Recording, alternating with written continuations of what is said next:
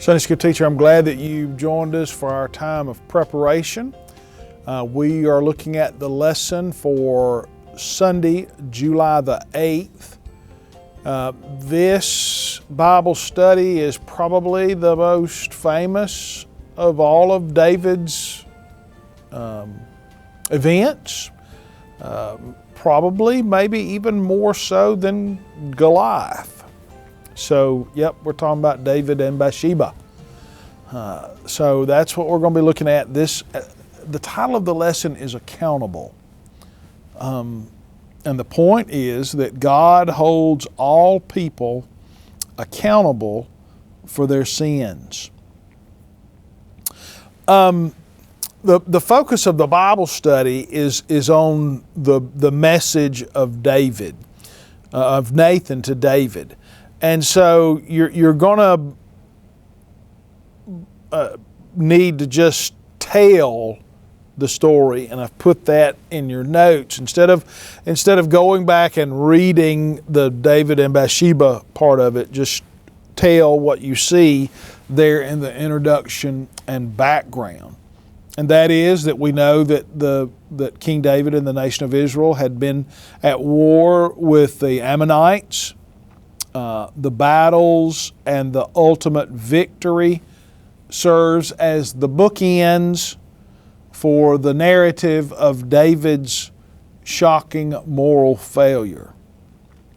The failures occurred in the spring, which is the best time to commence military operations. And that's where the problem is, because David was not where he needed to be. David was not with his troops, but he was back home.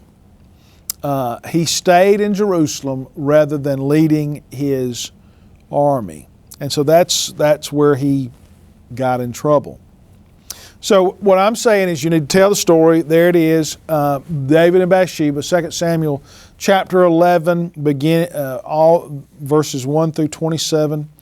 And I've given a very brief snapshot of those events.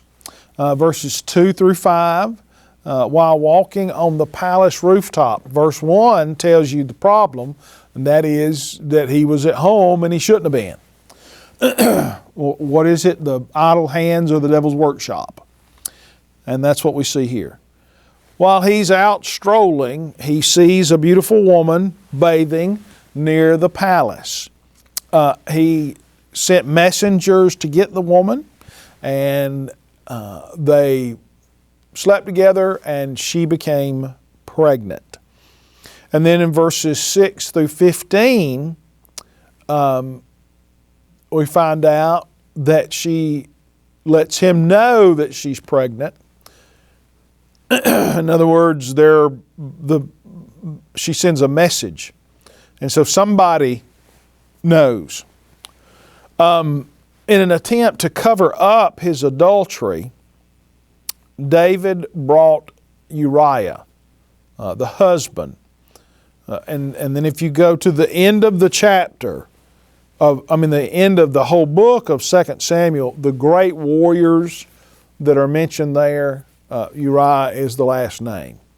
What we see here, will haunt David for the rest of his life and even haunt the generations to come. So David brought him back, and David urged him, says, you've been in battle, go home, be with your wife. He chose instead to sleep in the palace with the other soldiers and servants. And David said, why'd you do that? And Uriah says, everybody else is in battle and I'm back here. Who am I to enjoy being at home? So David sent him back to the front lines with instructions, with a scheme that would guarantee his death. And then we see in verses 16 through 27 that the plan to murder Uriah was successful, And then David brought Bathsheba into his palace, and she became his wife, and soon bore him a son. And so that's the story, and that's where we're going to pick up chapter 12, beginning in verse 1. So the Lord said to Nathan, the Lord sent Nathan to David. When he arrived, he said to him, there were two men in a certain city, one rich, the other poor. The rich man had very large flocks and herds, but the poor man had nothing except one little ewe lamb that he had bought. He raised her, and she grew up with him and with his children. From his meager food she would eat. From his cup she would drink. And in his arms she would sleep. She was like a daughter to him. Now a man, a traveler, came to the rich man.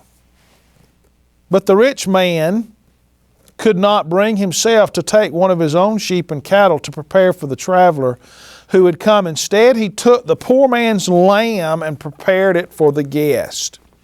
So here Nathan is confronting David. And one thing that we need to understand is Nathan didn't come